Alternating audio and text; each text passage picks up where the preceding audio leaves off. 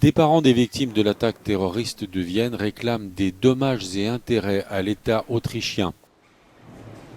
4 mois après l'attaque, les plaignants reprochent notamment aux autorités la libération anticipée du terroriste qui avait été condamné pour avoir tenté de rejoindre l'État islamique en Syrie.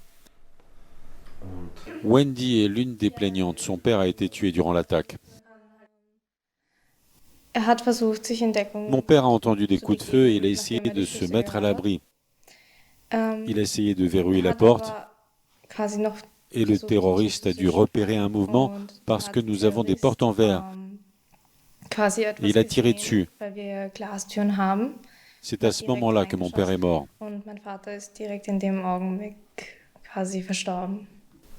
L'avocat qui représente Wendy et 16 autres plaignants réclame 1 500 000 € pour ses clients. Les victimes sont ballottées d'une administration à l'autre, obligées de remplir des formulaires et reçoivent 2 200 €. Des monuments sont inaugurés, des projets de loi annoncés, mais ceux qui souffrent de cet attentat ne sont pas vraiment aidés. Il ne s'agit pas d'argent, mais de pousser l'État à dire et à faire quelque chose, pas seulement d'inaugurer des mémorials et de tout réduire au silence. Les ministères de l'Intérieur et de la Justice n'ont pas répondu aux demandes des plaignants. Une commission d'enquête a pointé du doigt les erreurs de l'État dans la lutte contre le terrorisme. Franz Merli est l'un de ses membres.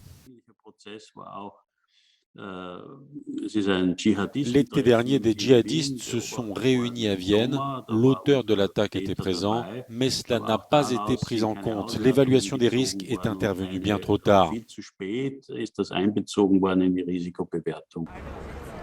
Le 2 novembre dernier, le terroriste a été tué par les services de sécurité au cours de l'attaque. 2 suspects sont poursuivis pour complicité et une enquête est ouverte contre des agents des services de renseignement.